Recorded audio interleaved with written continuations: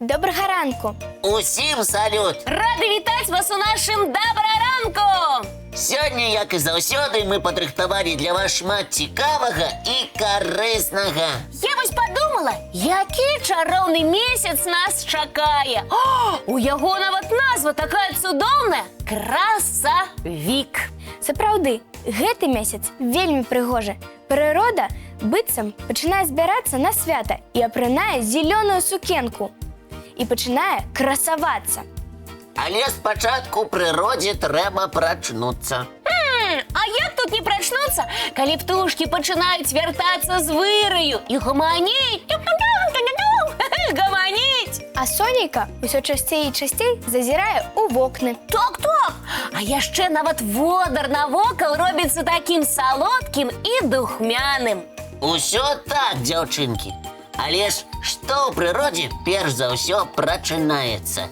Мне здаецца, гэта дрэвы. Спачатку з'яўляюцца пупышкі, а потым і лісце. А яшчэ жывёлы, напрыклад, мядзведзь. А яшчэ прачынаюцца рэкі. Рэкі? А як яны прачынаюцца? Адкідваюць калдру. А так, яны пачынаюць разлівацца. Ой, і сапраўды, гэта яшчэ называюць паводкай. Вы толькі уявіце, падчас яе вада ў нашых рэках падымалася на 5 метраў. Ну і ну, гэта ж амаль што двухпавярховы будынак. А зараз, дзяўчынкі, я вас дакладна здзіўлю. Добра, мы? Сама ўвага! Ці ведалі вы, што ў Беларусі ёсць сваё мора?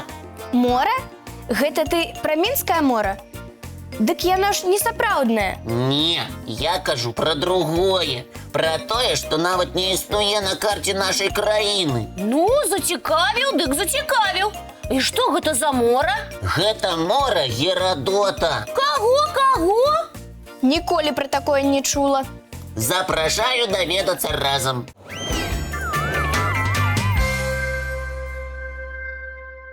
Каб разабрацца ў пытанні, што гэта за мора Герадота, трэба спачатку зазірнуць на старонкі гісторыі. І ў які перыяд нам трэба адправіцца? У далёкае мінулае, аж да нашай эры. Менавіта ў той час жыў старажытны гісторык і географ Герадот, які шмат падарожнічаў па свеце. А, здаецца, я здагадалася. Менавіта Герадот і адкрыў гэта незвычайнае мора. Усё так. Ён пакінуў запісы, дзе апавядалася, што на тэрыторыі нашай сучаснай краіны было мора. А куды ж яно дзелася? Здаецца, гэта было несапраўднае мора з салёнай вадой. Усё так. Гэта была велізарная водная прастора, якая разлівалася на сотні кіламетраў, асабліва вясной. Ага, атрымліваецца, што гэта мора на самой справе вясновая паводка. Правильно, Кася. І пабачыць мора Герадота можна і зараз, але толькі ў пэўны час. Дык дзе ж яно знаходзіцца, Лесік? Яно знаходзіцца на Палесе, дзе шмат балот і рэк, якія падчас разліву робяцца адным вялізным возерам, ці, як казаў Герадот, морам. Ой, як цікава! І, напэўна, прыгожа. Я б паглядзела на такое мора. Гэта і праўда неверагодна. Дрэвы і расліны стаяць у вадзе, а навокал бясконцая блакітная люстэрка. І пабачыць гэта можна толькі вясной. Усё так, але гэта мора трэба не толькі пабачыць, але і праплысці па ім. Я ўжо уяўляю, якія гэта будуць цудоўныя прыгоды. Сябры, а ведаеце што? Я зараз запрашаю вас у падарожжа. На мора Герадота? Можа і на мора, але спачатку давайце паглядзім мультфільм.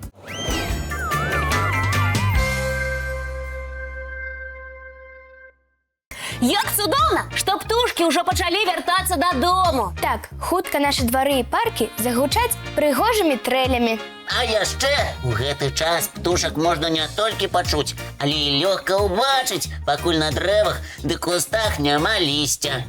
А я б хацела ўбачыць пеначку. Яна такая міленькая, непрыкметная, але так прыгожа спявае. Ой, а давайте разам паглядзім і паслухаем пра гэтых птушак. Дзяўчынкі і хлопчыкі, запрашаем! Пеначкі – гэта маленькія спрытныя птушкі, якія адрозніваюцца ад іншых сваёй актыўнасцю і прыгожымі спевамі. Пабачыць пеначак можна ў лясах, парках і садах. Але дзе-нідзе сустракаюцца гэтыя птушкі і ў гарадах. Выглядаюць пеначкі зусім непрыкметна. Асноўны колер іх апярэння – гэта шэры або рыжы. Таму часта пеначак блытаюць з вераб'ямі.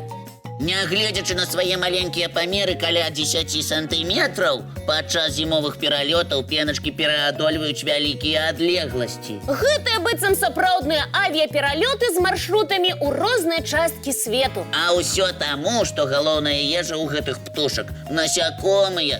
Таму ў зімовы час ім патрабуецца шукаць больш цёплыя месцы для жыхарства. Аднак пеначкі могуць ласавацца і ягадамі. А яшчэ гэтыя птушкі вельмі даверлівыя. Таму чалавек можа назіраць за імі з маленькай адлегласці. Гняздуюцца пеначкі ў зарасніках раслін, калючых кустах і нават у крапіве, каб іншым лясным жыхарам было цяжэй да іх дабрацца. У пеначак нараджаецца ад 4 до 6 птушанят. У асноўным даглядае іх матуля, а вось тата стаіць на варце. Калі патрабуецца абараняць сваё гняздо, тады таты пеначкі робяцца вельмі смелымі. Спяваюць пеначкі надзвычай прыгожа. І калі яны адлятаюць на поўдзень, лес быццам пусцее без іх. А калі вяртаецца, усё навокал ажывае і гучыць рознымі трэлямі. Якія ж дзіўныя гэтыя птушачкі і як цудоўна спяваюць. Вось такія нашы незвычайныя пеначкі. Дзяўчынкі, а я нагадваю, што надышоў час глядзець мультфільм. Тады пачынаем адваротны адлік. 3, 2, 1.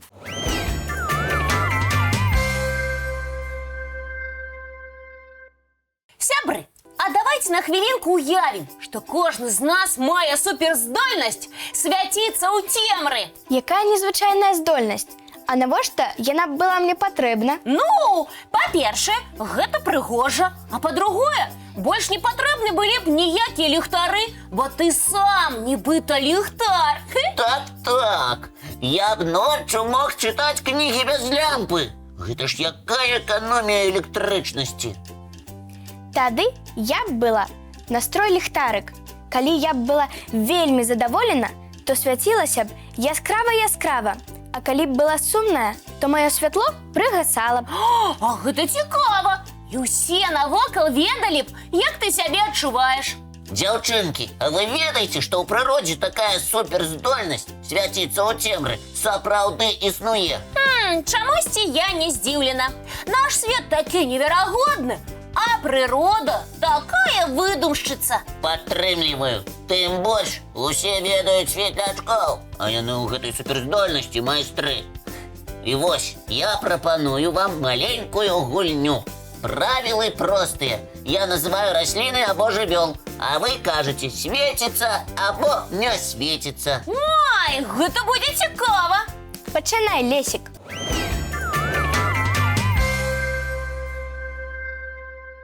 Першае маё пытанне будзе адносіцца да такіх марскіх жыхароў. Ітак, медузы. Як вы лічыце, свеціцца яны ў цемры ці не? Свеціцца – гэта ж медузы. Усё так. Многія медузы свецяцца асабліва ў цемры.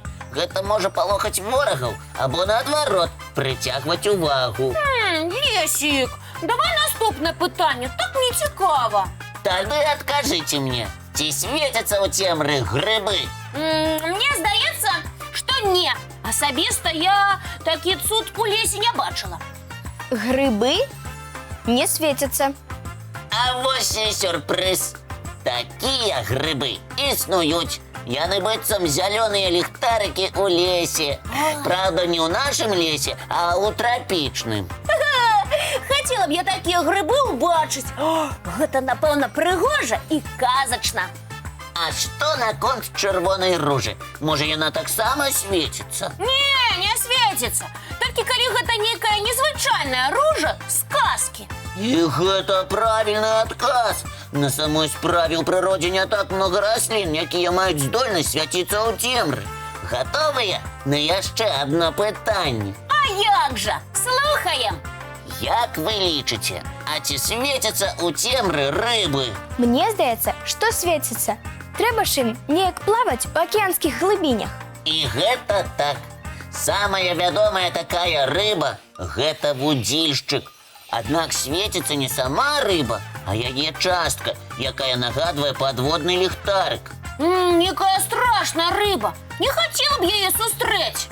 Дзяўчынкі, а вы малайчынкі. Амаль што на ўсе пытанні правільна адказалі. Дзякуй, Лесік, за такую цікавую гульню. Але дзіўна, што свяціцца можна не толькі ў казках і нават без супергеройскага касцюма. Гэта ўсё наша прырода чараўніца. Так, трэба толькі уважліва глядзець па баках. І тады столькі ўсяго незвычайнага можна заўважыць. Ну, а я зараз прапаную паглядзець мультфільм. Там таксама бывае многа незвычайнага. Дзяўчынкі і хлопчыкі, запрашаем вас на мульціпаказ.